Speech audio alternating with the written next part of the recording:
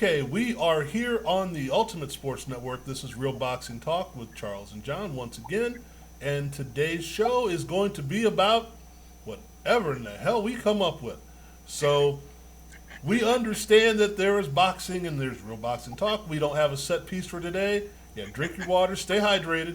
Um, we normally either have a fight to talk about or we have a set piece we're working on. We don't have either of those today. We're just gonna wing it, as they say. So yeah, get your gloves on, get yourself hydrated, get yourself some Mask sanitizer, up. mask up, and let's roll.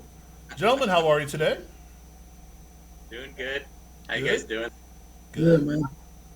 All right. The basic tenor of today's show is we decided to do a show. And we always decide to do a show, but we don't know what we're doing a show about. So for those of you tuning in at this point, don't go away because we're going to come up with something good. We just don't know what it is. That's usually the best shows we do. So um, looking at the landscape of boxing, and I was on another show a week or so ago, and they threw that dreaded phrase at me, boxing is dying, or boxing is dead, or whatever, which I know I said back about a year and a half ago, and you both just jumped at me like, oh, the hell yeah. And they brought up a couple of things. They said, or is boxing going in a different direction?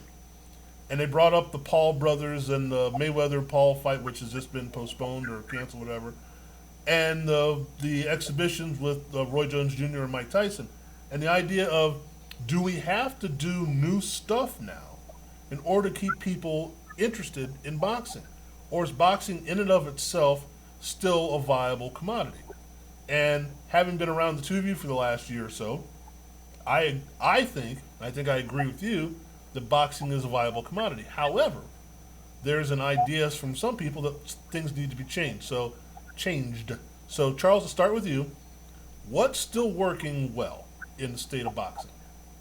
Well, one, I think the boxing in the boxing hierarchy, the people that make the decisions have to understand this, and the people that watch the fights too, is this: there is room for different types of entertainment in boxing. That's what I see right now. I think that then there's different audiences. You have people that want to be entertained. They want to see the old school people. They want to see the Roy Jones. They want to see Mike Tyson. They want to see Floyd Mayweather. Can he still punch a guy that thinks he has no a chance, and guy has no chance of hell because he has no record of achievement. So I think there's room for entertainment.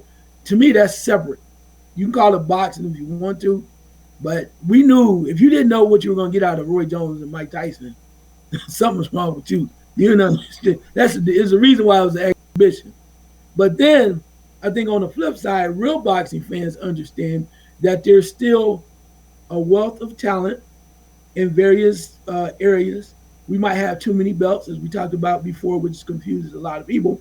But I think there's a lot of talent there, and true boxing fans want to see that those guys interact and fight and mingle. And with not having the crowds and whatnot, I think there's a lot of talent, and people want to see it, even if they had to go pay per view or whatever. We look at 135, 140, the welterweight stuff like that too, and some heavyweights. And there's a lot of stuff we want to see.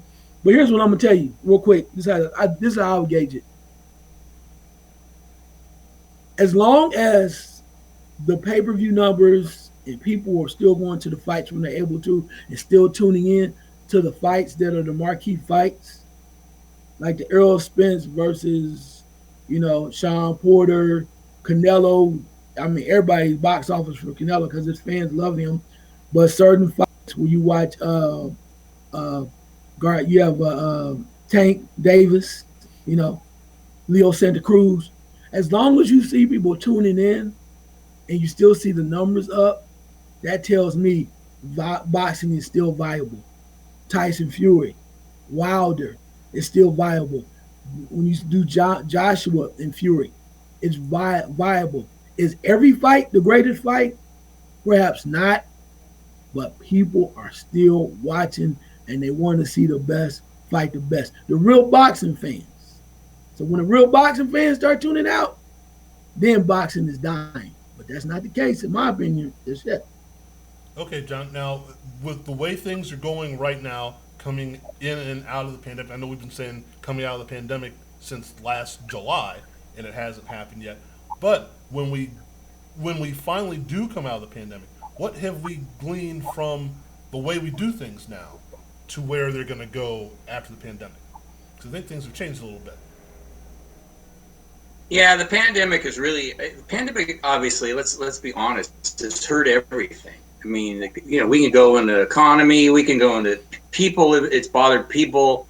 It's been a major problem. The fact that boxing has managed to have fights and do things on ESPN that we were very proud of when they did them with no fans. It's been very odd. When you said that you heard that somebody said boxing is dead, that dreaded line that I hate so much, Charles, and I hate so much. It's been very slow since December. So other than the Ryan Garcia Campbell fight, we really haven't had anything of significance. So, and then if you look at the big picture, which we tend to do on the show, which I love, is everything is different now. We spent 3 weeks watching 3 of the greatest heavyweights fight. And back in those days, I'm going to say what's obvious. We didn't have internet and all that stuff in those days. So now you have so many choices to read or watch. And then my bugaboo is that boxing isn't promoted the way it should be, that I think, as far as the media. The media doesn't pay attention unless it's huge. When Joshua fights Tyson Fury, you're going to get coverage up the yazoo. We know that. It's going to be the Super Bowl of boxing coming up here this weekend. So before, let's go back to last week again. When those guys fought, all of their fights were Super Bowls. That's right. How it was then.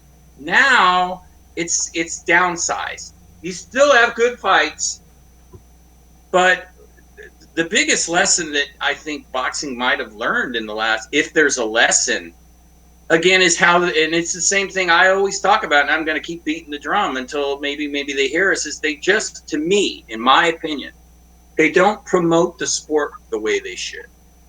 They don't run enough spots on television. It worked then.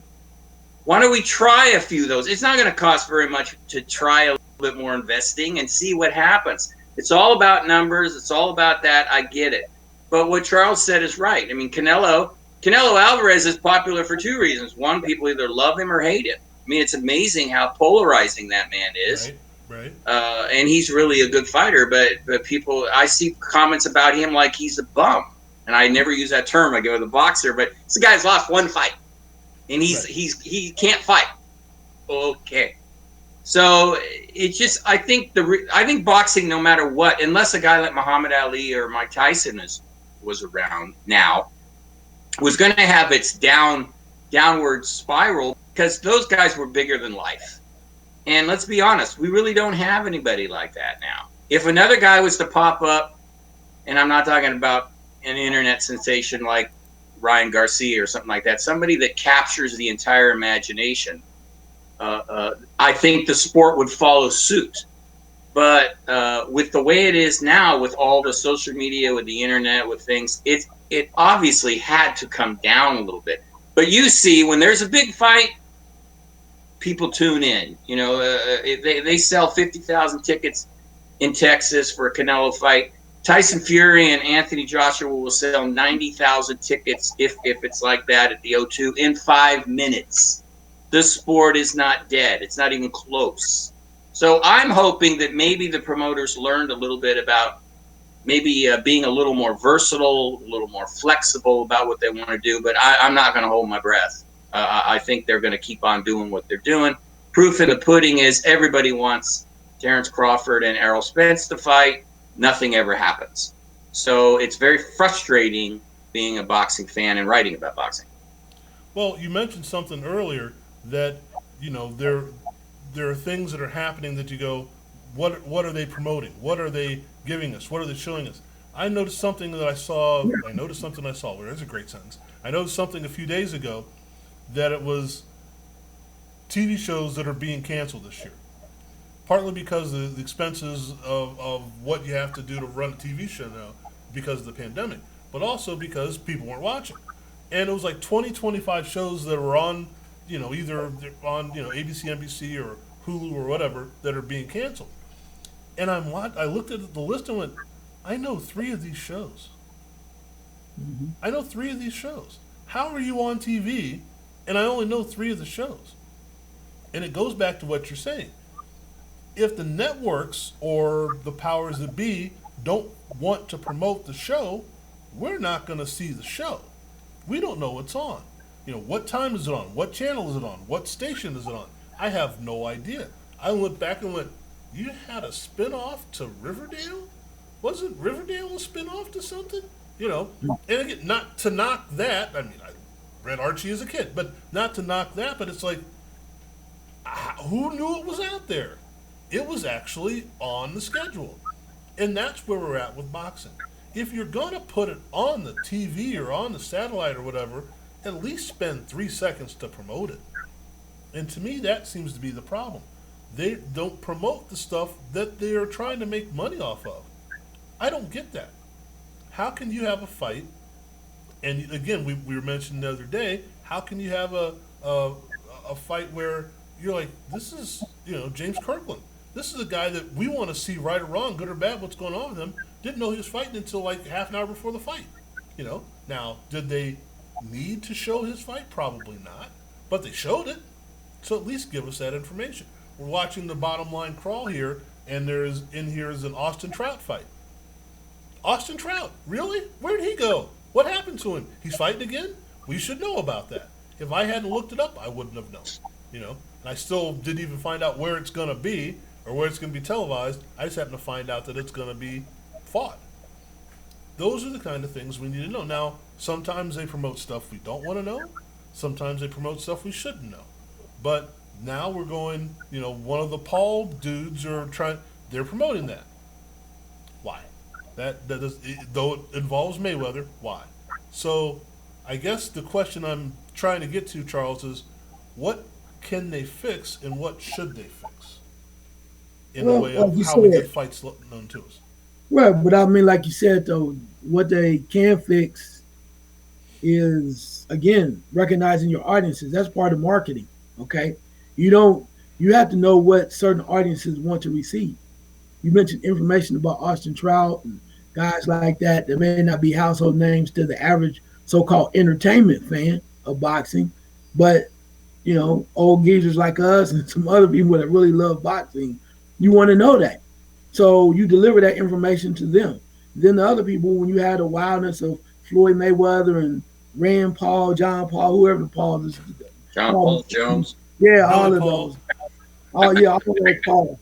But when you have that, then you Mrs. get that Paul. out to the mass. Yeah.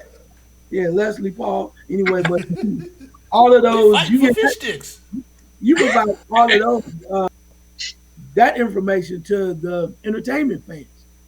And I think that's what you do. But I think that what you can fix is the factor, like you said, information being released, letting people know. Like the fight on Fox the other night. I had no idea.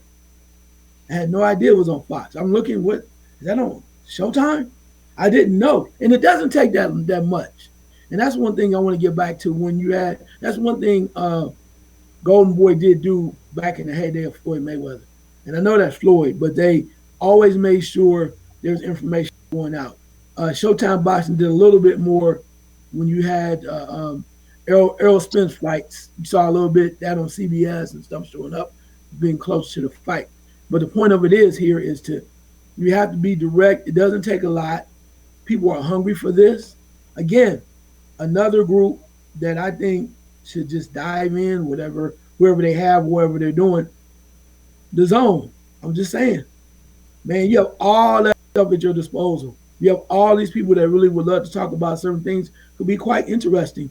I would dive all in, start showing some old fights or just even talking about what the fights are, because people that love this sport are hungry for quality commentary. Not just saying, oh, I was at the fight, I'm hanging out with this dude over here. What you think? Such and such and such, passing the water, spending money and pretty girls on your thing. I'm not mad at y'all. I'm jealous more than anything. But you still at the end want some quality commentary. And I think you provide that, particularly with the amount of financial opportunities at their disposal, I think they're not using all of the things that are at their disposal wisely. Because just look at this. Perfect example. As I get off this, is this. Look at our numbers. Our numbers are coming up when we're talking about it. People are watching because somebody's watching, and it's because I think that we've continued It to. ain't me. Yeah, but I mean, when you think about it, it's coming to the point where we're providing quality information and really thinking about it, the process, entertaining you. I mean, it's not without being buffoons. So I think that goes a long way. So I think that's what boxing has to realize too. You got a great product, you got something that makes sense, you should use it. Well, John, it makes me think of something, and correct me if I'm wrong here. We have football fans, American football fans, that are sports fans. We have American soccer fans watching MLS and stuff that are soccer fans.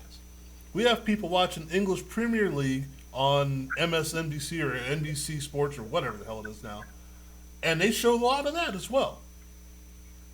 Do we have a problem with boxing where we're trying to appeal to a mass audience that we shouldn't be appealing to or trying to appeal to? For example, if you're going to show Austin Trout, or as we see coming up here on the bottom of the screen, Josh Warrington. Boxing fans know who those people are.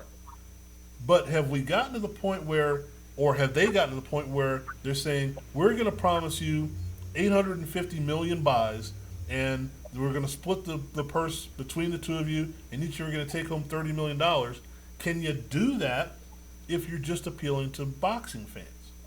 Should they be marketing to, quote unquote, us, or should they be marketing to everybody? Right now, they're not even marketing to us. But is that a fix where you say, let's go, as Charles said, let's go find the boxing fans, let's go see where they are, and go smack them in the mouth and say, hey, come watch this?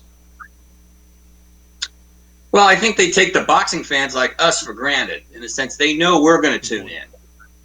You know, that's what you're thinking. Now, for example, in 1 month, you've got a matchup that has everything Hollywood would like. You got the old champ against the younger champ. It's a rematch. The old champ looked done a few years ago. He got knocked out badly. Then he comes all the way back and wins the title. And then you got the other guy he's fighting who appears to be in his prime, and the old champ is not getting much respect because even though he won the title, people are still like, he's past it. Maybe he is. But this is a natural story this is the thing that I would try to do, and I think they did this before, is these are two human beings that are hungry for different reasons. One wants revenge, one wants, in a sense, more redemption. So, and that's Estrada against Chocolatito, Charles's main man there. That's it. That's only a month away. And here's my question. Has anyone heard anything about that fight? No. It's so bad I didn't even include it here because I know it's a month away, but it's still 3 weeks away before publicity for it's going to come out. I got one press release because I'm subscribed to DAZN. That's all I got, and that to me, that is a natural fight to push. And you know, the problem is too, guys, they don't want to invest any additional money. You know, they've all got budgets, as we know. I mean, we're lucky. We've got a huge budget on this show, right, Frank? So we can do whatever we want. But they can't. But then the thing that frustrates me, being all serious, now get back to being serious, they should try just to see what happens. You know, DAZN is all about people signing up. Why not hit a blast of emails, put it on YouTube and say, you don't want to miss, you know, all the young people are on YouTube. You don't want to miss this. Forget that exhibition fight between Floyd Mayweather and that Joker, that blonde Beach Boy Joker, whoever he is. I'm not even going to say his name. John Paul Jones. Forget about him. You got two champions. Nothing against Floyd, though. He deserves all that. But you got two world champions that are going to be fighting for a lot more than just titles. Mm-hmm. So, again, and you just have somebody you splice in like you do, Frank, examples of their fights. I mean, these guys are exciting. Chocolatito, I read because I'm in the game, obviously, so I get this information. He's going to try to throw, at his age, in all these fights, 50-some fights, 1,000 punches per round, Charles. So that alone is a hook. Wow. You could will he be able to throw 1,000 punches per round at his age after 50-some fights, after being knocked out? This guy is a dynamo. He's cut from the same cloth of Pacquiao and Juan Manuel Marquez, the guys you like so much. So he deserves all these accolades. So that's what just makes me crazy about it. That because I think back in the day when Ruben Oliveras, when I used to hear about him, this fight would be getting a lot of write-ups. Right. But boxing has become, as we know, more of a niche sport where we've got people like us that know what's going on, and then they try to pull in the peripheral people. Why not use this one to try to pull in some people? I mean, my girl, real fast, my girlfriend is not a big boxing fan, but if I gave her the background story of these two guys, I would bet you money right now she would be like, And I go, would you watch that? And she'd go, yeah, I might. And that's where I just think they've thrown up their hands and have accepted what the reality is, but that's only their reality. I just think they could do more if they wanted to, and they don't want to. Well, and here's the point, and this is where I think we're going. Charles, can you give me an imitation or even give me an idea of what Chocolatito sounds like? No, I cannot. Right. Okay. Now, I bet you anybody here can give you an imitation or at least say what Adrian Broner sounds like. Now, yeah. I'm gonna pile on Adrian Broner, which I really shouldn't, but I'm going to. He's got a fight coming up here in another couple of weeks. I didn't even put on the upcoming bouts thing because I don't want to see it. Okay, that's my own personal thing. I've been burned enough watching Adrian Broner. You're talking about Chocolatito throwing 1,000 punches in a round. Adrian Broner's going to be lucky to throw 1,000 punches the rest of his career. Okay, so the idea being, this is the guy with the mouth is the one that we are given. That's who they promote, the guy with the mouth, and that's what they're going to give us. Now, is this a wrestling thing or MMA thing or whatever, or just the way we promote stuff? I don't know. But Charles, are you looking forward to a Chocolatito fight as a boxing person, or as a sports person, or as both? Oh, boxing. I mean, sports, I think a lot of people would have to be involved truly in the sport. I mean, the perfect example is you mentioned about all these other sports that they're showing and watching. I'm flipping through channels between the dog hurdles that they're showing and stuff like that too. I literally watched, I think it was the U.S. figure skating invitational or something like that. And I watched this guy, I think his name is Nathan Chin, and he's an Asian cat, but he was skating to a Hispanic melody, right? And I was like, oh, that's just sweet as hell because he was doing it, but it caught my attention. But the whole point of it is I only watched it because I couldn't find anything else. Right. But in boxing, and when you mentioned about Chocolatito, I know what he can do. I know what kind of fighter he is. As you mentioned, he was a dynamo. He's a dynamo. He's a guy that has a lot of energy. And at that age, he's doing something that's not supposed to happen. And I think that's the driving factor. As a sports person, I think I would, as you guys mentioned, John mentioned about about his girlfriend, she would need the back end of the story, the backstory to really get involved. But as a boxing person, a boxing fan, I want to see that because I know what he's capable of. And win, lose, or draw, he's going to give you your money's worth. And that's what it used to be. So people were so caught up in the old heavyweights, they want to see a knockout. But you just have to understand what you're getting. So I'm excited to see him as far as that's concerned. And truth be told, I know you don't like him, but I want to see Adrian Broner too. Because what if there's a chance? This is why Adrian Broner keeps me on the edge. And while I still wonder if he ever shows up again and displays the type of talent that he has, then it will be worthwhile watching. Now I'm taking a chance, probably 85% that he's not. He's gonna give me the same old. It's kind of like Lucy on Charlie Brown in the football. She's always full of football. But I'm hoping that one time that he's gonna come out correct, because when he fights, we know Adrian Broner can put it down as Sean Porter. Because when he dropped him, that was legitimate. And if we can see that again, that Adrian Broner would be great to see. But right. on the flip side, you don't have to worry about that about Chocolatito. Right. Coming in the ring, if he can't throw 1,000 or punches, whatever he's doing, he's gonna be busy, and he's gonna let you know. Granted, I'm fighting probably a younger guy, but damn it, I will whoop his butt if he's not prepared. Right.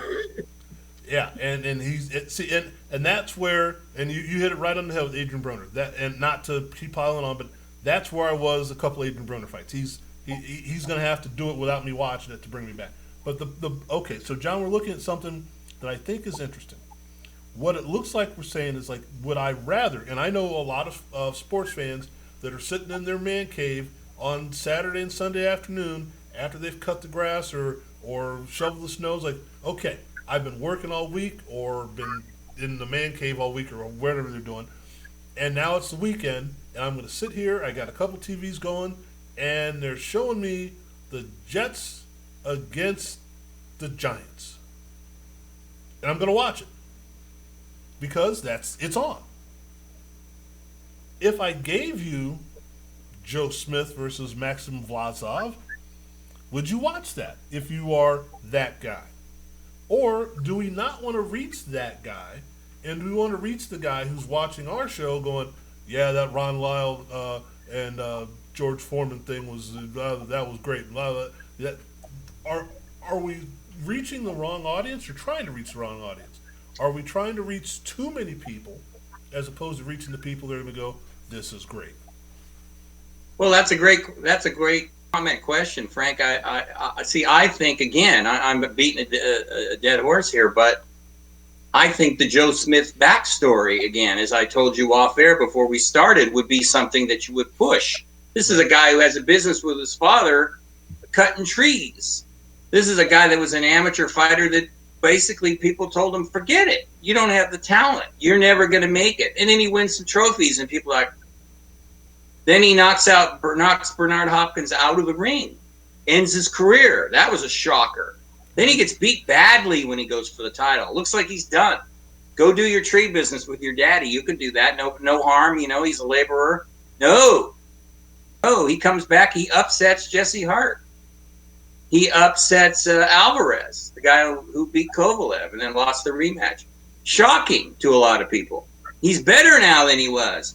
So sell that to the guy who's watching the game, who might not know these guys, but sell that story, because I think most people like those kind of, and maybe I'm a little naive because I like those kind of stories, because as I told you, I love people who have dreams. I love people who are striving to do everything they can do, because we're only here once, there's no dress rehearsal.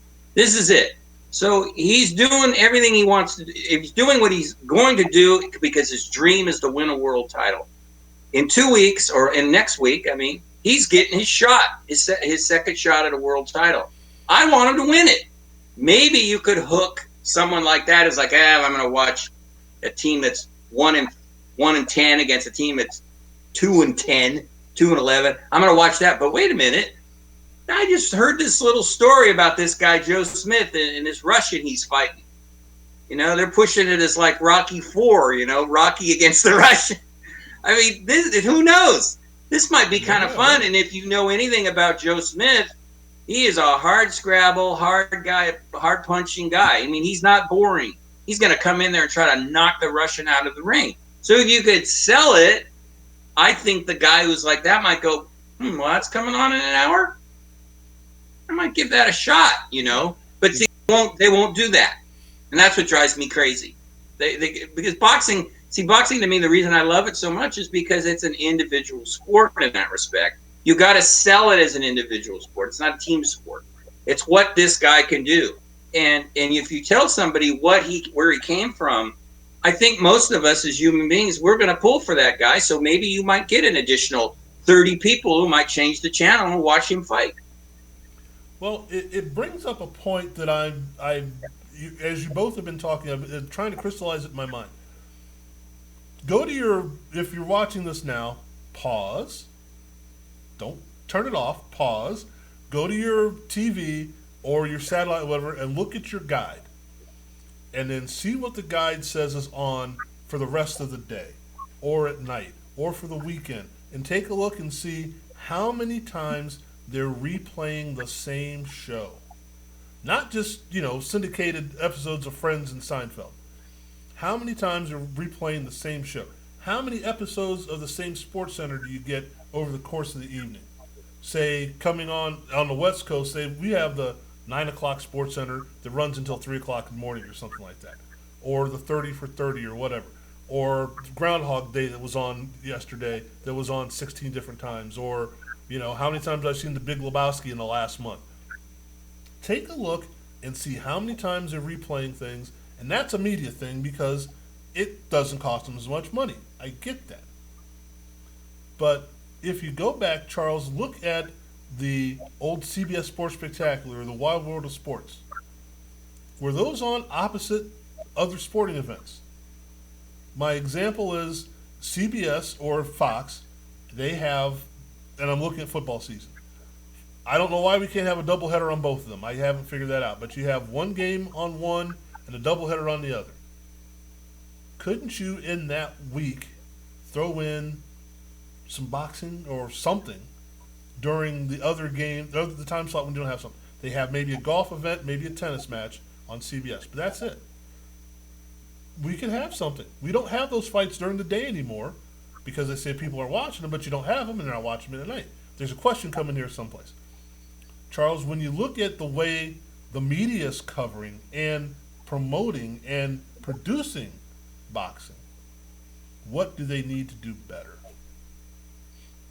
Well, like you said, that NFL, no problem. The NFL formula, there's a method behind the madness because I did look that up.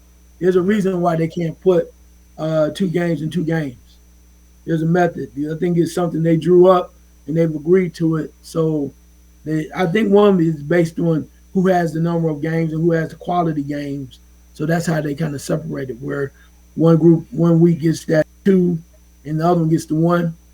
That type of thing. There's a method behind the madness. It didn't really make a lot of sense to me, but I did see that. But in the boxing part, it just comes down to understanding what's quality and what people will watch and the times. Like you mentioned, there was a reason why Sports Spectacular came on at 4:30, right?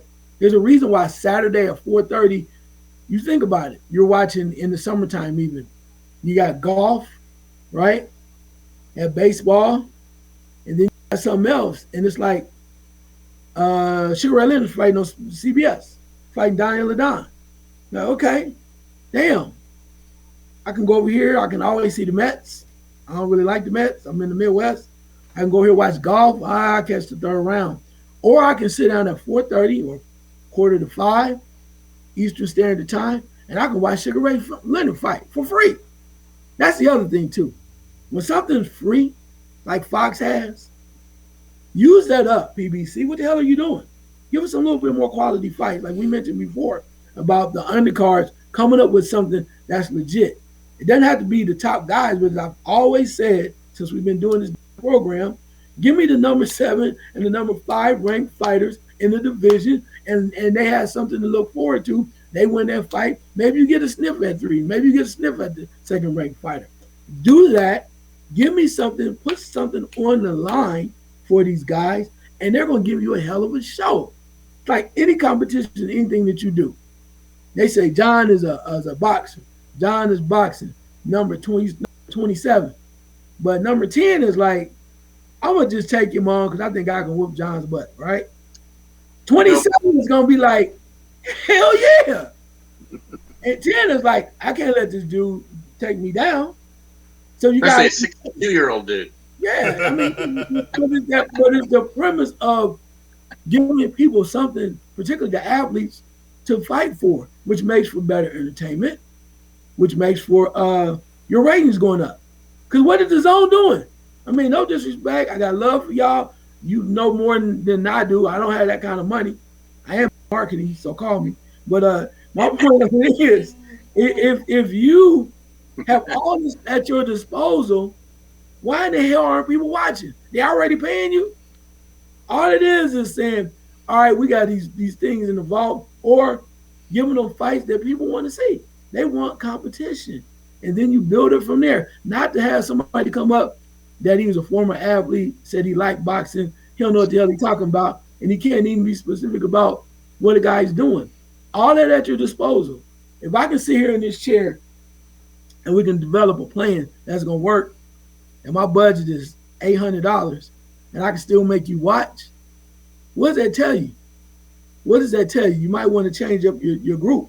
But again, with boxing, you have a fabulous situation, especially at 135, 140. When we know what 147 is, you might have to wait a little longer. But 135, 140, the sky's the limit. The sky is the limit. So use the tools at your disposal and use them well. It's kind of like, get out this real quick. You look at football. Tampa Bay, Tom Brady tried to put everybody in it. But you got to start with Mike Evans. That's your guy. Got to use the tools. Again, KYP, know your personnel. Well, KY. Never mind. I'm not going to go there. All right. So, John, I'm looking at I'm looking at an idea that I've been thinking about for quite some time, and the fact that we are just a little beyond drinking age, maybe it skews the way we see things. But I go back to 50 years before I was born, or however long, where you've got the Colgate Radio Hour and Burns and Allen and all this, and we thrive free TV because of advertising. Free TV because of advertising. You ask somebody that now and they go, what do you mean? Advertising runs things. But because now we're using like the format here we have on YouTube, and people say, well, I can put an ad on YouTube. Have you ever once in your life, even on our shows, I don't think we're not monetizing that, so I don't know if the ads come up on YouTube or not for us. Have you ever once in your life looked, hey, there's an ad on YouTube? Or have you went, get the hell off my screen so I can watch what I want to see? Right? So yeah. I don't know who thinks that is a viable model, but then again, I'm an old man, so maybe for somebody in their 20s, they stop watching what they want to watch and don't click off the ad. It's like, oh, I know I came on here to watch this, but hey, there's an ad for, Wrigley Spearmint Gum. I will click on that and see what it has to say and completely forget about what I was watching. If advertising has worked as well as it has forever, and it has worked at least for the last 100 years, why would we continue to do that in that manner? Because I think it's still, hey, we have an episode of Friends, and every 7-8 minutes it goes to commercial. That's what works. I don't know that it's changed since then. Again, I'm an old man. But when you're talking about DAZN and whomever, we'll pay the subscription, and then maybe we'll show you what we want to see. Maybe it's going to cost too much for this, too much for that. If you just have the show on, for example, JoJo Diaz comes on, hey, there's something good to watch, and you work the ads around the show, could we get more fights on that are worthwhile? Because what I'm getting out of the whole thing is, if I've got to watch the Mets play the Nationals or whoever was bad last year, the advertisers don't think you make any money off of it. I don't know why. You're going to watch it, you're going to go to break, you're going to come back. But because of the internet setup of things, like you said, where are you at, PBC? Get on the bandwagon. These fights were on Fox. We watched them. We watched the ads because we didn't have any choice. If you have a product people want to watch, won't they pay attention to the ad and the product at the same time? Every time I hear Charles talk about marketing, I always think, too bad I don't live in the Midwest. Charles and I could go into business. Farmer and Raspani will get it done. No, it wouldn't take much to see it, because I'm thinking, why not you combine the old, like us, with the new? For example, Premier Boxing Channel or Fox, they're on regular television, right? Well, in a sense, regular television. sense, for, right? for most people can see it, right? And the problem with Premier Boxing, when they did what they did, that was a great idea. Some people hate Al Heyman. His plan was that more people would see boxing. Right. Where they've blown it is what Charles was talking about, where they've had so few good fights that people got disgusted. You know, you put Danny Garcia in with a guy who's 2 weights below him, and he knocks him out in 2 rounds. Even Sean Porter was fighting on Premier Boxing, but he was fighting a guy that nobody had even heard of. Mm-hmm. If you put Sean Porter ranked number 1 or 2 against a guy ranked number 8, like, you might have a damn good fight because the number 8 guy might be saying, hey, this is my shot. So what you do is you do crossover. You have it on Premier Boxing, and then you put it on YouTube. Right. Because every time that they've done weigh-ins on YouTube where they've shown it both on DAZN and the numbers, I just watched the numbers of the people watching. You know, it starts off at 50, and before you know it, it's at 30 or 40,000. Right. Right. So why hasn't anybody tried that? They got to call Charles and I. We've got the patent to this idea, but I don't know why nobody's. See, he's got it right there in front of him. Why nobody has ever thought? There you go. Why nobody has ever tried? Just try it. That's all I'm saying. Just try it. How much would it cost you to do a simulcast, right? And put it on YouTube. It might cost a little bit at first, and then you buy some advertising too. While the same, just like you said, Frank. That's what I mean. I don't get it. I'm not even close to a rocket scientist. Hell, he wouldn't even invite me into the room with him. But this doesn't seem like it takes much to be able to figure out a plan here. So it's very frustrating. Farmer and Responti. You're marketing your way. There you go. Me $18,000. They can help you. All right. The idea, and this is what I don't get it. Again, I'm set in my ways. I've seen it for however many decades I've been around. But when you show me a program and then you put an ad in the midst of the program where it's a lead up or a breakout, basketball game, it's the under 12-minute mark, here comes an ad. Boom, the next dead ball, and we're off for a minute. We call a timeout, we're off for a minute. That's cool to me. I will pay attention to that ad because I'm still engrossed in the product that you're showing me. But when you're going to say 10 seconds in, or sometimes even less, or before I click on the show, you're going to show me an ad, or even, I love now where they put that bar across it's going to be, it's going to be right about where my face is, where the bar comes across, and you got to click that off to actually watch what the show is you're watching on YouTube. What the hell is that? That's getting me to dislike the product more than to like the product. So I don't know what genius said this is the way the new wave of marketing works. I don't get it. If I don't want to see the ad because you've annoyed me with it, how am I going to get the product? And I think when you're talking about live sports, you have built-in places where the ads go. Unless it's NASCAR, well, okay, there is a wreck, we'll put an ad in. You got to do more than that. And you have the little logo on the corner. They come up with stuff like that. You do something that's worthwhile, and that's what's worked. And I think with boxing, it's a simple thing. You have 3 rounds. You have a minute off. Gee, maybe you take 30 seconds out of that, and you do what you got to do. Then you've got another 3 minutes. Then you take another minute off. Maybe that one you don't break away. But hopefully you don't have the knockout in the first 10 seconds of the fight. You get your advertising in that way. If that's what it takes to bring money to the table, then do something as simple as that. Yeah, right, exactly. Yeah, you know what, Frank, too, real quick? They used to do those fights that you're talking about on CBS, that Charles with cool hat. It was at 3:30, if I remember, on a Saturday. And then the Wide World of Sports used to come on at, I think, 4 or 5, and then the fights would come on at either 4:30 or 5:30. So it wasn't prime time, but the ratings were through the roof. So I don't know.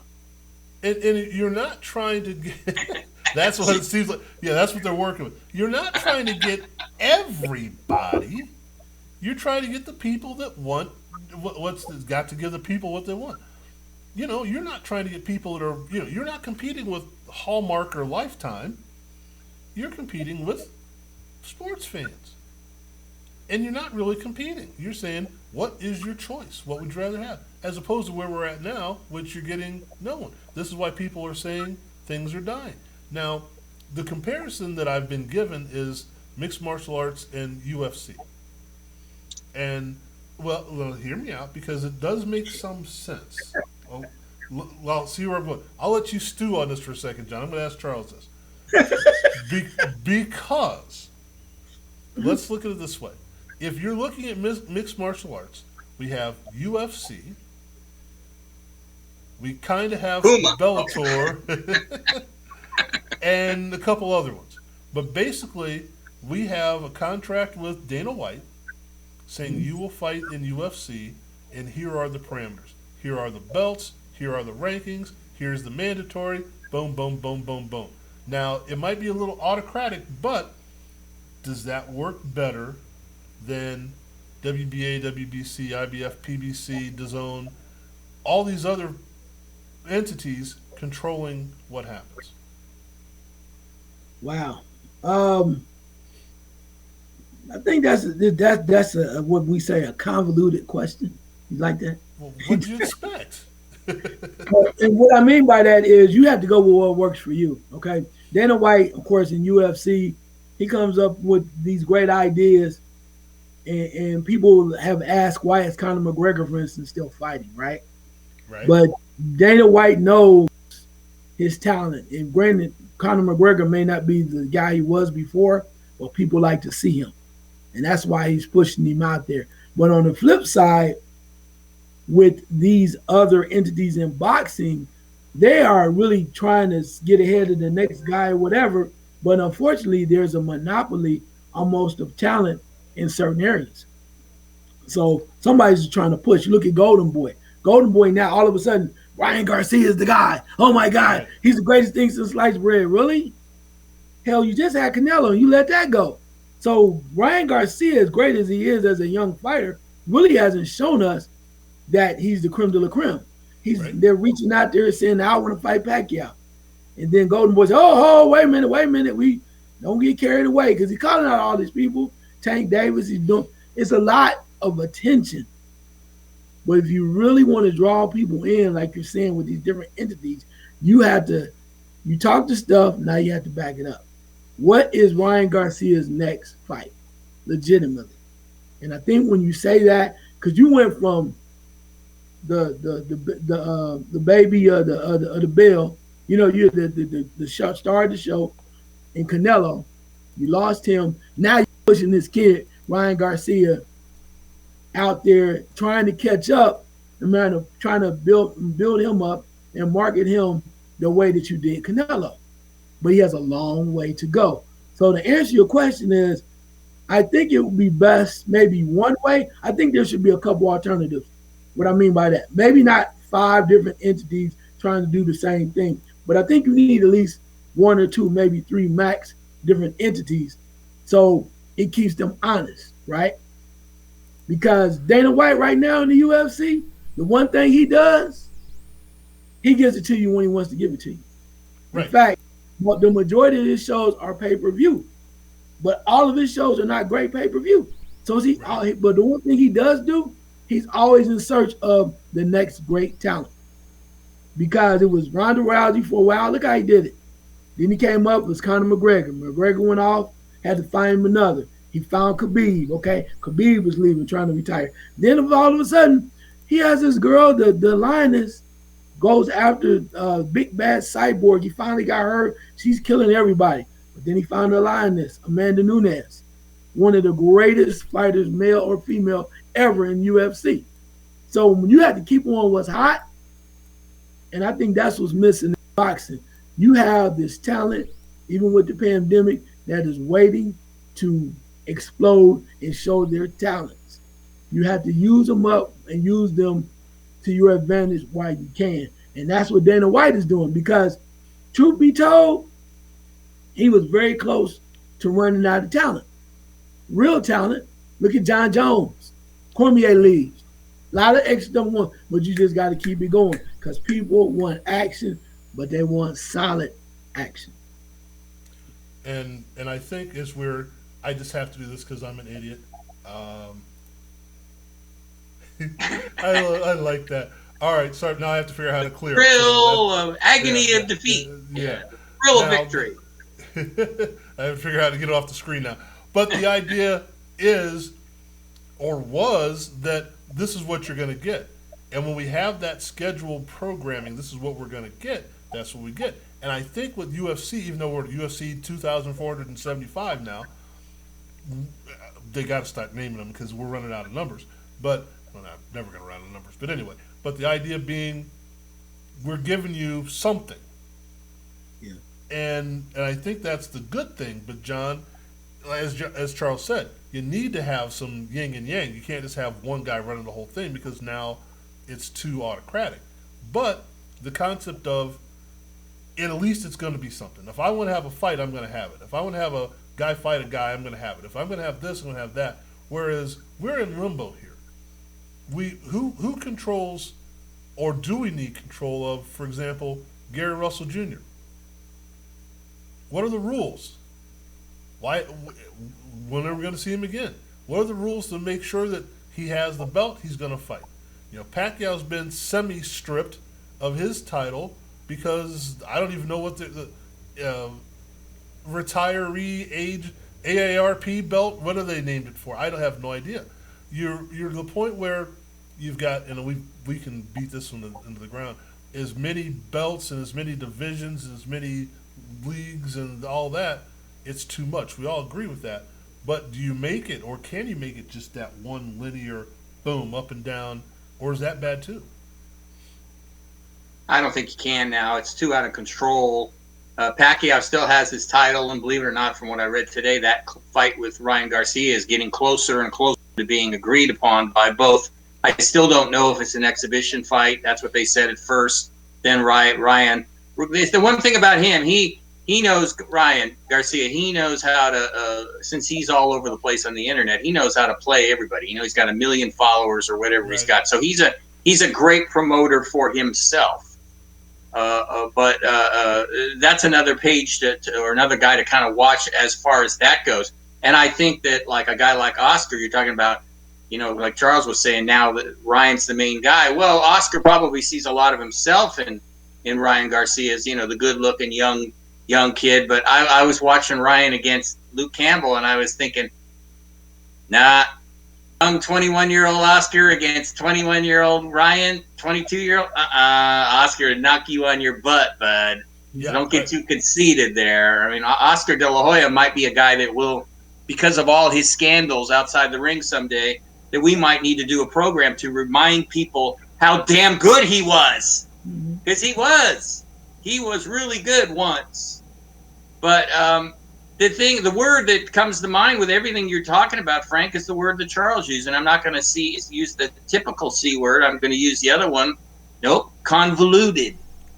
That's really what boxing is convoluted. There's too many belts, too many this. And then they have to add a belt when it's a big fight. Like, that's necessary. Right. I mean, I don't never understand that. And again, maybe this is like you said, this is an age thing. But I think it would help if they did simplify it. Could they make it one like you said? Nah, I don't think so, because there's too much greed, and money, and all that in play right now. Because you can't even get those guys are like politicians. You can't even get them to agree that the sun is out when it's out. Right. You know, there's just too much of that going on with those guys, and they got their own deals, their own things. You know, for example, like you were talking about, we were talking about fights. You had Caleb Plant fight, right? That kid is a very talented fighter. He is, and he's got a story again. But again, no marketing, no promoting other than PR releases. But then again, what you guys were saying, another good point. What we were saying, he's fighting a guy, and another Caleb, who was good once, but he enters the ring a 50-1 underdog. Yeah. So people are going to go, who is he fighting? You know, so if they're doing anything, they're shooting themselves in the foot. That's what makes me crazy about it. And I will give the UFC their due as far as promoting. I think Dana White does a good job with his product. You know, he gets it out there and people seem pretty satisfied. If you like that, that's fine. But boxing has just got too many. What's the old saying? Too many chefs in the kitchen, or whatever you want to say. I mean, there's just too many people involved, and it causes the chaos, convolution, whatever, convoluted, all that stuff we've been talking about. And that's why when we talk about this, we're three of us by the end. I think we're like, we don't really accomplish anything because we see that it's just like running into a wall over and over again, and the wall won't give. Well, okay, I have an idea. We've got a few minutes left in this. Since there are three of us, 9 things we can do to fix boxing. It can be small, it can be big, but 9 things we could do that if they actually listened to us, we could fix boxing. So I'm going to set up a little thing here. I'm going to see if it works. If it does, great. If it doesn't, oh well. But 9 things we can do to fix boxing. So whoever wants, John, go ahead and start. Well, obviously, eliminate a number of the belts. You know, make each division have one champion, like it used to be, and then that would clarify it for people. You know, I think, like we said, the marketing issue, promote the sport better, invest some money, promote it, get creative, use the, like I said, use the simulcast, do Premier Boxing, put it on YouTube, right? Do that. Run some more spots on television. I think, you know what, Frank? I think part of this is they're okay with the way it is. We're not okay with the way it is. But Charles, I think that's it. I think that's why they don't try anything, because they're fine with their little bit of whatever. They're like cool. Mm-hmm. So I don't know if that's like 4 things that I threw out, Charles. Yeah, no doubt. Part of it too is, like we talked about, marketing and advertising. But I was just sitting here looking at the clock. Within 20 minutes, we promoted 6 bogus items as promotion, right? And then you might laugh, think we're trying to be funny, but you paid attention. Somebody paid attention, because it's what you're delivering. Along with that, okay, the weigh-in brought to you by Old Spice, right? Okay, oh damn, Old Spice is doing that, all right. But the marketing key is the way, sliding in simple messages without being overbearing to promote what you're doing. Even to the point of a fighter coming in going like, you know what? Like, for instance, perfect example. So one of the, it may not be on the Super Bowl, but I'm not sure. But one of the commercials that I'm watching now is the Red Hot sauce. When you now have Eli Manning on there, right, who's kind of corny and whatever. But when Eli Manning says, I'll put that shit on everything. Yeah. Even Eli Manning, Eli Manning with his corny butt is trying to be funny. And that's funny. I'm like, every time I hear that now, you can get Eli Manning and make him funny. I may not buy it, but damn it, I'm considering it. But the whole point of it is the marketing. But the other part is, again, we already are ranking the fighters, as we said, okay? Everybody has a list. Everybody's telling you pound for pound. Everybody has a divisions list of the individuals that are supposed to be top 10, top 20. Let's start crossing that bridge where we start lining guys up. You don't have to, if you don't want to have a tournament, that's fine. Let's get 5 through 8, 5 versus 8, right? 7 versus 6, whatever you want to do. 5 versus 3. Let's bring that together, because again, it brings back to some importance of these fights. Instead of just who's gonna make how much money, I want the perfect rights to what's going on. But all of it comes down to, this makes sense, because the person that wins has an opportunity to go to a higher chance to win, and maybe even have a chance at the title. So that it means something. If I lose, damn, I'm going back down to, maybe I'm number 12. But I'm number 6 right now. If I beat the 3rd ranked guy, I get the 3. Now I'm looking at Terrence Carver, who thinks he can beat me easily because he needs to keep a tune-up going. Well, maybe I'll surprise him. So I think that's where you use your rankings more in a better situation, where it's more suited to make sense because I'm watching that. I'm like, perfect example. If I'm watching basketball and I'm like, oh man, they canceled the game earlier this year. Number 2 Baylor versus Gonzaga. Right. I want to see that. I want to see that, and I want to know if I'm watching Oklahoma that's really ranked and they beat 3 of the top 10 teams. The rankings do a lot for you because it makes people aware. Like, damn, how really good is this person? How really good is Lubin, right? How good is that guy? How really good are the Charlos? Can the Charlos now they're running the miles or whatever? Are they really to fight Caleb Plant? Platt. That type of thing. That's like, oh, he just won. He's calling out Canelo, and now he said Charlos can get some too. All of that mixture because why? He's ranked, he's a champion. That makes a difference to people. Okay. Better use of the rankings. All right. My thing is it kind of works on the same thing, but saying, okay, we have too many belts. We have too many divisions, too many weight classes. Because in some instances in the lower weight classes, it's a 3-pound difference. That doesn't make any sense. That's a sandwich. That's a glass of water. That doesn't make any difference. And as we get in the higher weight classes, the heavier people, they're skirting the issue. So if you say you're 154 and you come in at 154, that's the weigh-in. But then, guess what? When you rehydrate and everything for the fight, you're now 183 or whatever. It's ridiculous. So it's not good for the safety of the event for either fighter because, one, you've got a guy coming in 20 pounds less than what he should be, and then he's got to get himself either down to that weight, which is, starvation or whatever, and then he's got to come in and he rehydrates 20 pounds above of what he should be for the fight. So you've got a guy at 154 fighting a guy that's 20 pounds heavier than him, which also isn't fair. So eliminate some of the weights, and then my suggestion is weigh-in is the day of the fight. Weigh-in is the morning of the fight. You make the normal weigh-in day some kind of party, some kind of something, a meet and greet or something like that. But you've got to weigh in at the weight that you come in, at the weight that you're supposed to be at the day of the fight. That we don't have any other problems other than I came in at 154, I'm fighting at 154. That is my suggestion. That's one of them. John? I was just smiling because I'm thinking back in Jack Johnson's day, they used to weigh in the ring like an hour before the fight.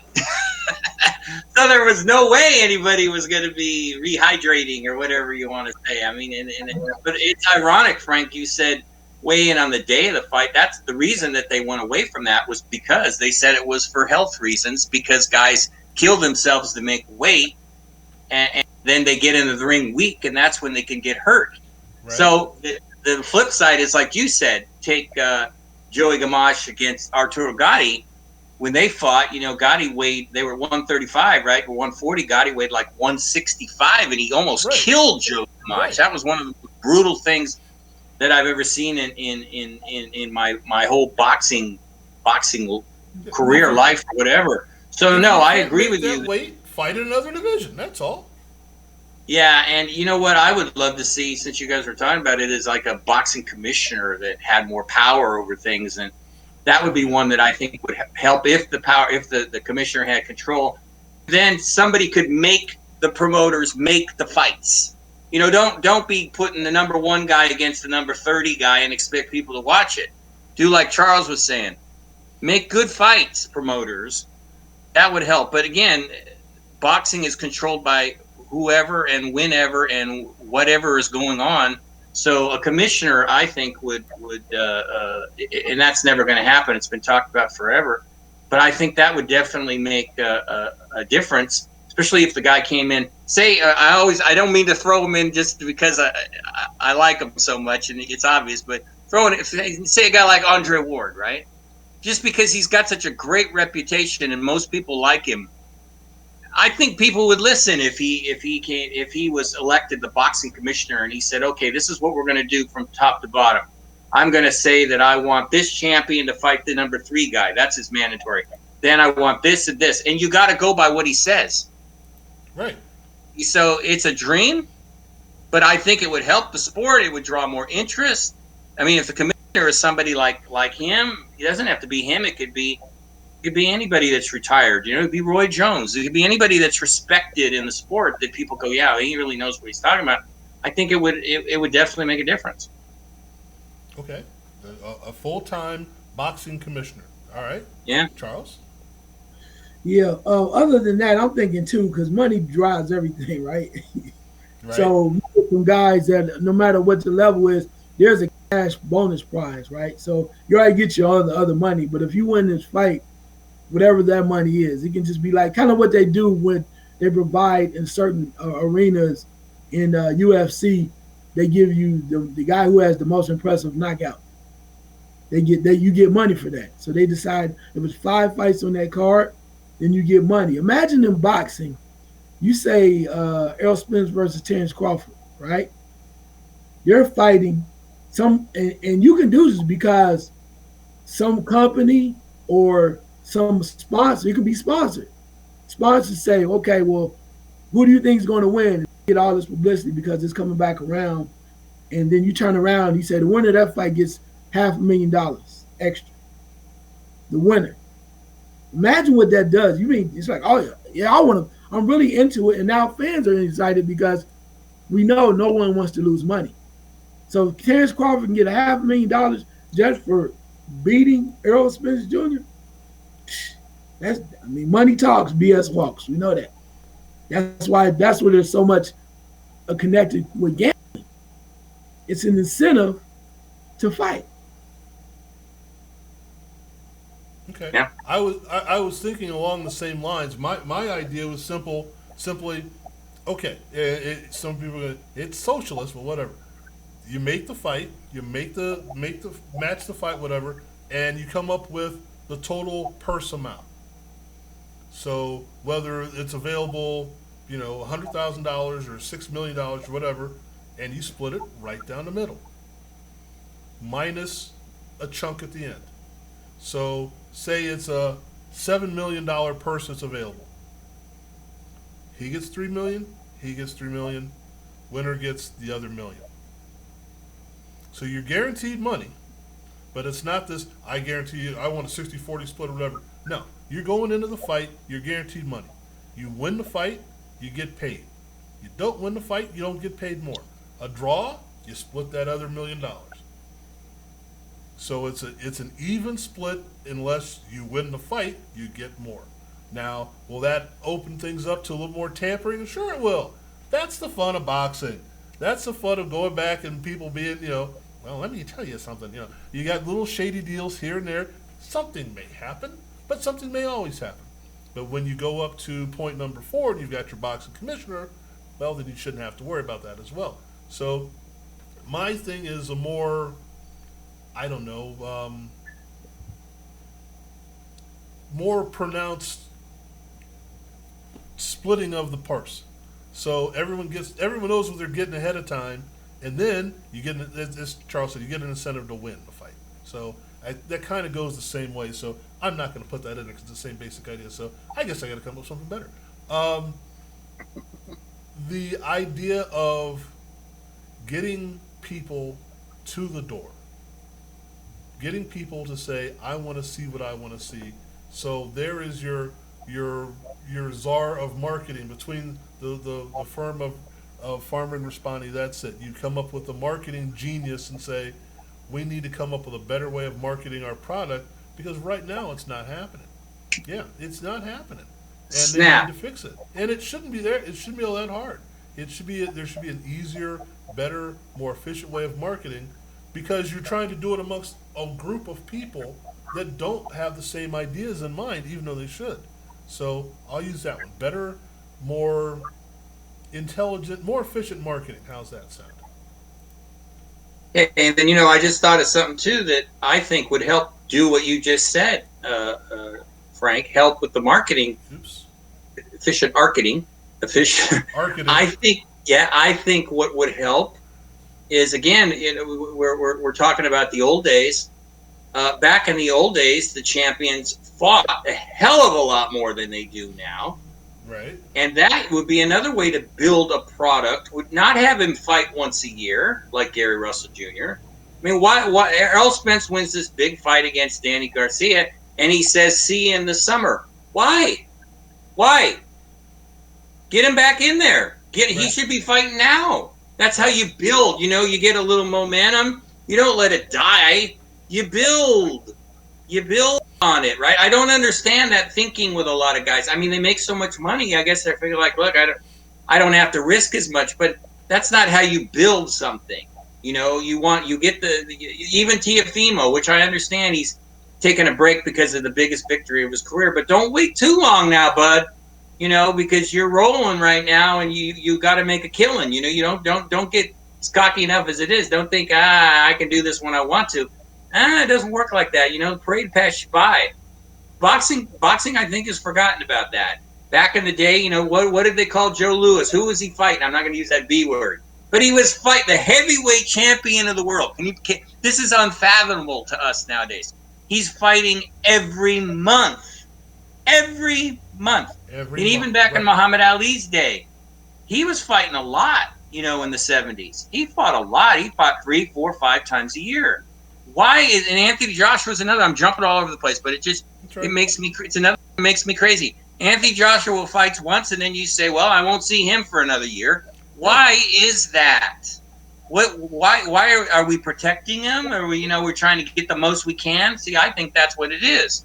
But that doesn't help the sport. You know, they all talk about they want to help the sport. You help the sport by these guys fighting.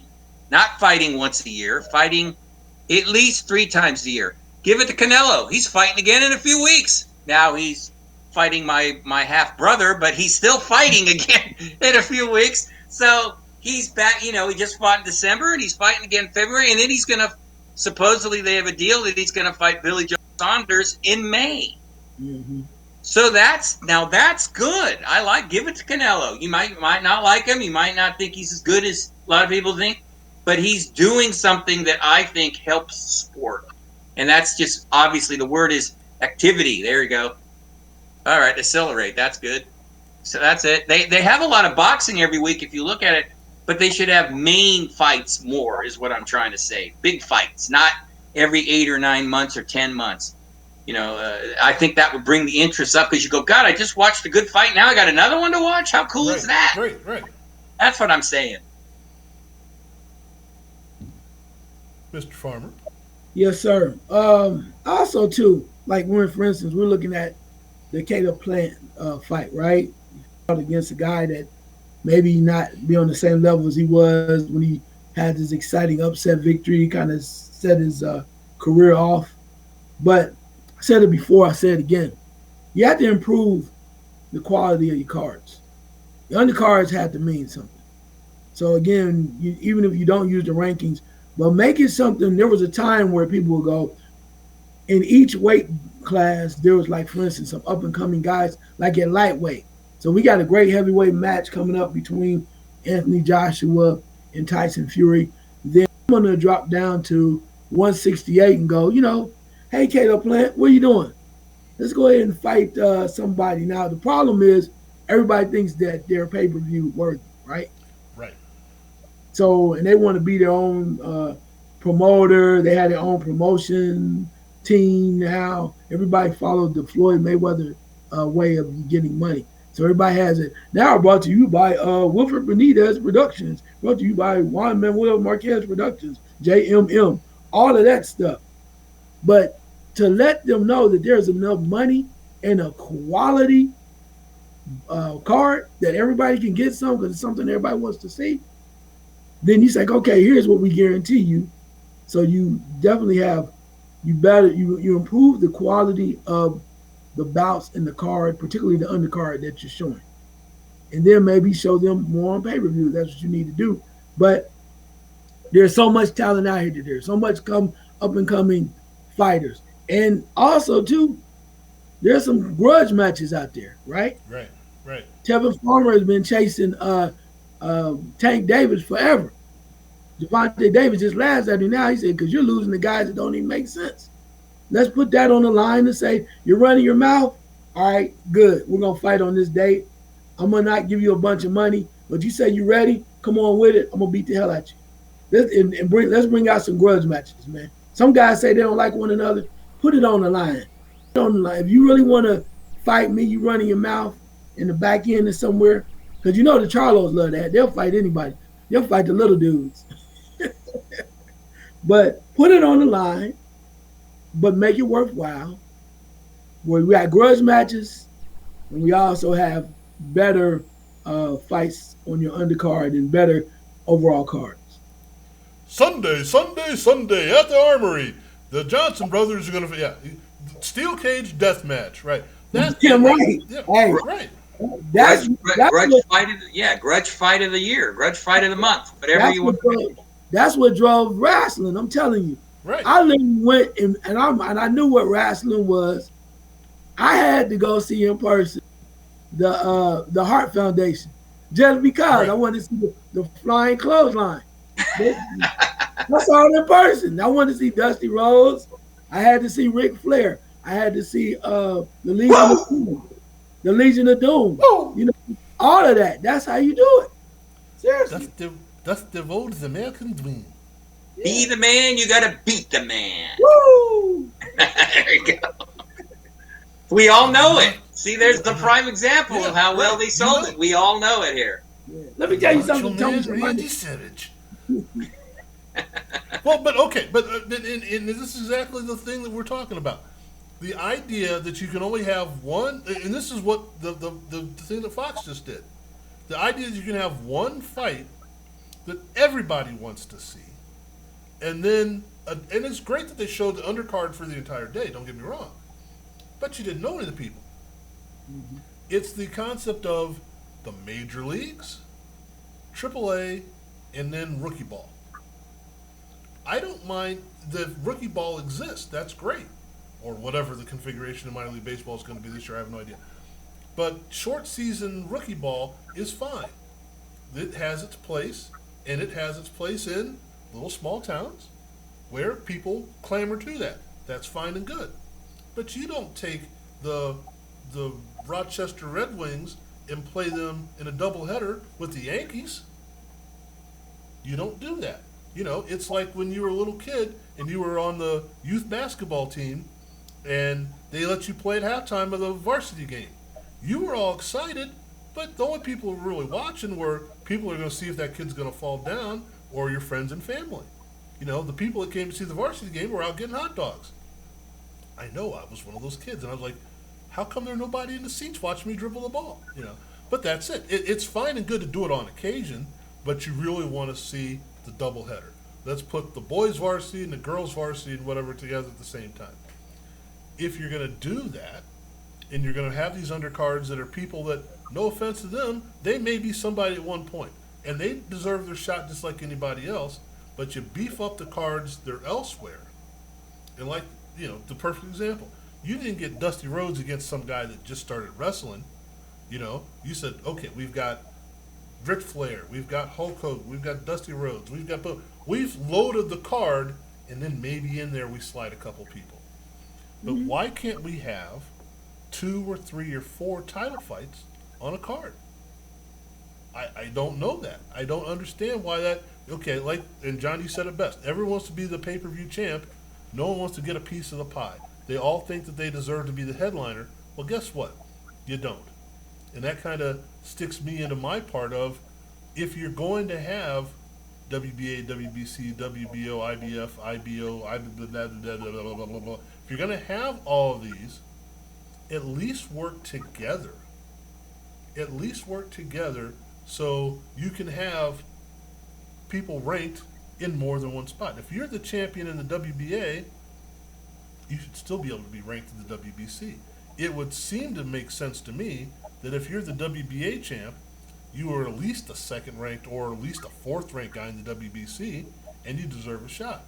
But the way it goes now, if you're ranked in one, you're unranked in the other 3. I don't get that, you know. And as Charles said, you make your undercards better. Maybe you don't get all the money. maybe we add some of the things we're talking about. Your monetary incentive. Maybe you say, hey, we're going to get a little bit more bang for our buck in this fight. You're guaranteed X number of dollars. If you win, you get more. You know, hey, you got to step up to the plate and be the man. If you want to be the man, you got to beat the man. But you've got to become the man to beat first. And as Charles, you mentioned, and John said the same thing. We've got people out there calling other people out because they want to be the headliner. Put together 3 or 4 on the same card, get your grudge match out there, and move. So I guess my thing would be that you have to be willing or show them you can have, I don't know, more people accessibility of fighters. How's that? That's good, and just real fast, I was thinking, and we've talked about this a lot, I think they ought to make every year there should be a tournament. Right. And Charles loves that. We all love it, but not from Dubai or from the moon or Mars or whatever. Right. Let's bring the tournament like they did with the Super Six. Let's have it in Vegas. The main fights. Let's have it in New York. Let's have it at Staples, so the audience can see what we all love. I mean, the Super Six created stars. Those guys, some of those guys like Andre and Carl Froch became stars because of the Super Six. And the other one, the only reason it didn't draw a lot of attention, I believe, is because it was out in Europe somewhere and people didn't pay very attention. But the fights were really good fights. So let's see if we can get, Charles has got Richard Schaefer's number. We can get Charles to call Richard Schaefer and say, hey, Richie, can you get this Super Six? Or there you go. He's already doing it. Get this thing over. Get this thing in. Well, you got to negotiate a little bit. Get it to Vegas. Get it to New York. Like I said, get it to LA. Just because it could generate a lot more interest in the sport too, because they have a lot more money to start with. And then, like I said 100 times before in the past when we talked about that, most of these fights, if you've seen not just the Super Six, they're damn good fights. Right. And then you get what every boxing fan wants. Even if the number 1 guy against the number 2 guy, you usually get that. And that's what we want when we watch boxing. We don't want the number 1, like we said, the number 1 guy facing the number 100 guy. We want the 1 and 2 guys. You said you're better. I said I'm better. Let's get in the ring and we'll see. That's it. And while we're at it, someone find me a spell check that works on this thing, and we'll accessibility. But the idea being, give us something we want to see. Now, and we'll go back to the basketball or baseball or football reference. They're going to give us something that they're going to promote it in a way that we want to see it. It may not be great, but they're going to say, hey, we've got Bradley Beal coming up against Jimmy Butler. Well, I don't know if that's a great thing or not, but at least they're giving us something. I can look at the stats and Bradley Beal scoring his butt off and Jimmy Butler's going to play. Okay, you're going to give me something. The Super Bowl. Brady against Mahomes. Even if you don't like football, Brady and Mahomes. Even if you're giving us a crappy football game or a crappy baseball game, you can say, well, yeah, but this guy's 3rd in the league in hitting. The Brewers and Christian Yelich they're giving. Now, I don't like the way they do that, but they're giving us something. But when you only have 2 guys in the fight and 2 guys on the entire card, and as Charles pointed out aptly, Caleb playing against Caleb. Did they just put this guy in there because his name was Caleb? The 2 Calebs. Could they found another guy named Caleb's an interesting name. Let's have 2 Calebs in there. Because I can't think of a reason why they had Caleb Truax in there. I don't know. But that's what you did. You go, okay, we'll try and promote it that way. Instead of saying, this is the story here, this is the story there, and then in the undercard we have blah, blah, blah, and blah, blah, blah. And then another undercard we have, again, I go back to the James Kirkland fight. James Kirkland, he got his butt kicked in about 30 seconds. I get that. But it's still an interest. Where did he go? Where's he been? What's he going to do? How's it? There was a story there for boxing fans, and they didn't give it. Yeah, Frank, and real fast, they're trying that with Joey Spencer. You guys, I don't know if you watched. Yeah, Joey Spencer's a young up-and-coming. He's like almost a middleweight now. Yeah. They're trying to. Somebody really likes him, and he's good. He's 11-0 with 9 knockouts, I think. They're trying then they had Rances Bartholomew on there too. So I think they're watching our show because they're trying to improve their cards, but they still don't do enough of it. They don't do it consistently enough, I think.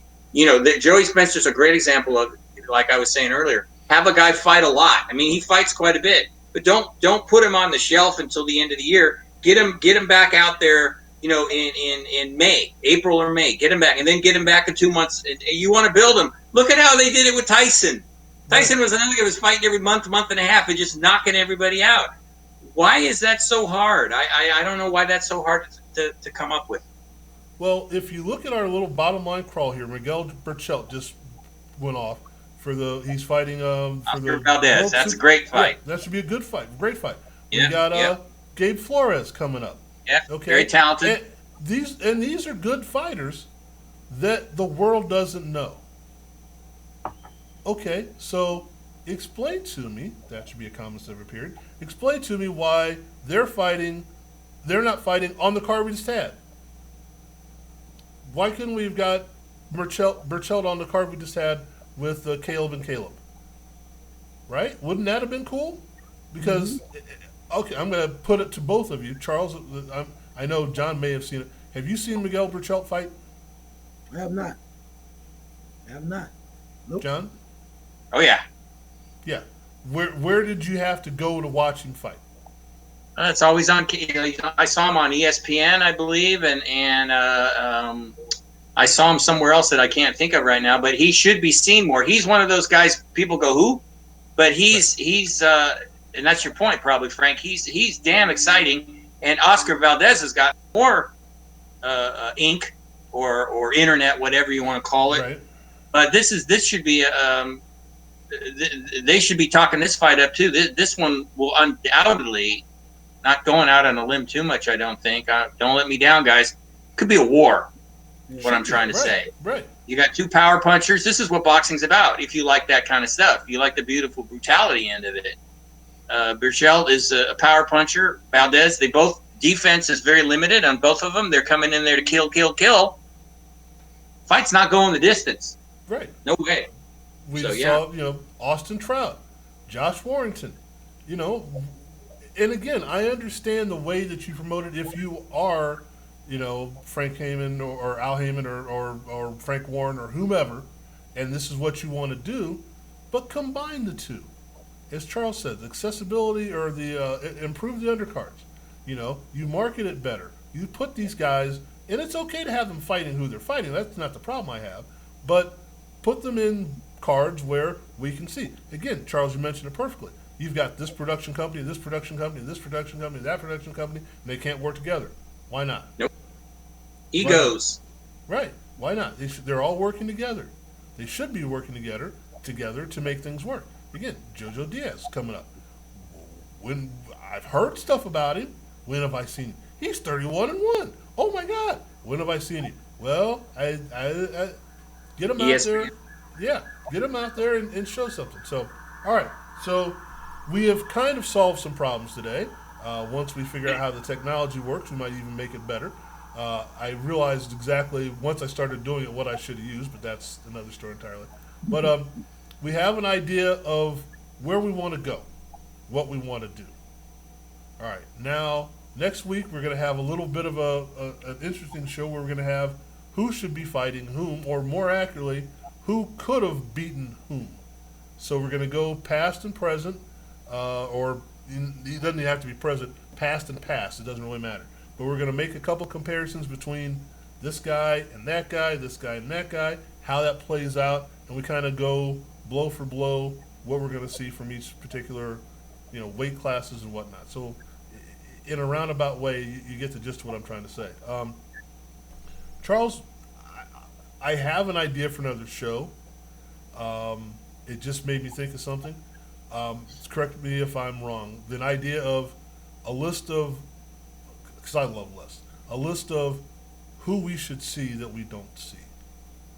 Does that take up an entire show, or is that worth doing somewhere down the road?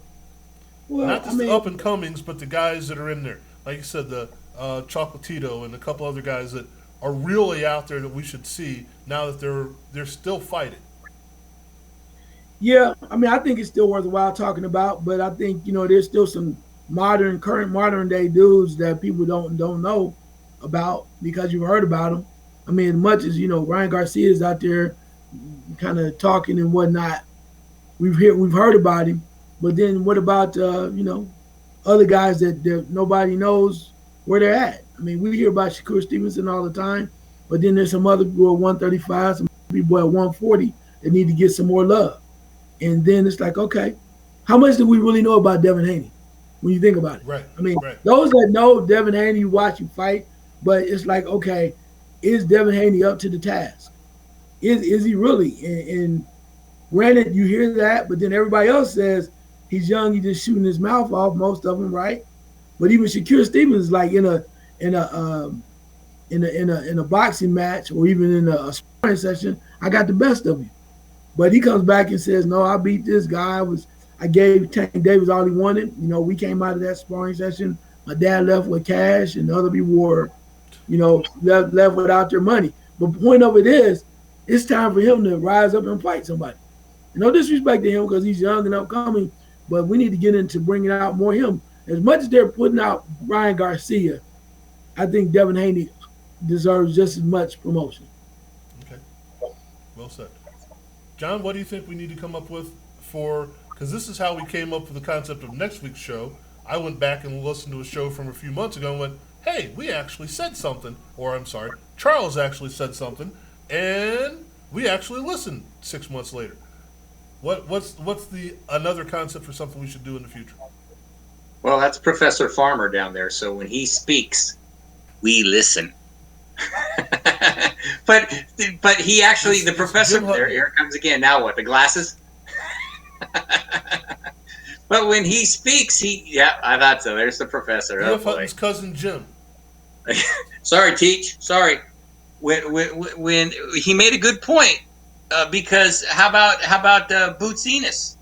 Boots is a guy that he's undefeated. He doesn't even lose a round. People don't even know him. Where's his promotion? If you talk about that, would be something like all the talent in the world, but nobody knows them. See, I still think the Charlos don't get enough credit for what they've got. They talked it up a little bit, nothing happened, and now they've gone quiet again. It's almost like they're like, everything we do, we don't get any fights. Where's Demetrius Andrade? He's gone quiet.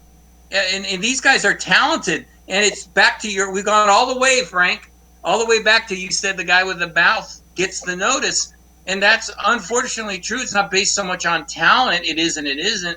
But the mouth that roared gets noticed, and these other guys get left in the dust. And that's terrible. We got to bring them up. We threw the name The Monster out a few months ago, and people are like, monster? What's a monster? What are you talking about? Because to people inside, it's obvious who it is. But other people are like, I never heard of no monster. What are you talking about? And that's a shame. So people have been exposed now, but it's not like we were talking about someone who hadn't proven anything already. So that's where we need to go. So, and all I can think of is E.F. Hutton and Jim Hutton and his and I don't know where that came from. Anyway. All I can think of is he's grading my paper right now, and he's getting ready to show it with a D- on it or something. So I'm just waiting. No red ink. No red ink. Gave me an apple there, Teach. Come on now. Be nice. All right. So we just did 90 minutes of a show we had no idea what we were going to do it on. There we go. See? Which shows you not the red pen. So if you're watching this show and you tuned in the first 15 seconds and we told you we didn't know what we were going to talk about, haha. Oh. And before he cuts off something and he just colored red, I don't even go there. Okie dokie, folks. We will be back next week with a protractor and a slide rule, and we will postulate formulate a postulate of the algorithm of boxing. Wow. Say goodnight, Lucy. Look at all those things that architect Charles has got, or whatever he is. I'm not even sure. I don't even want to. I'm hitting the stop button.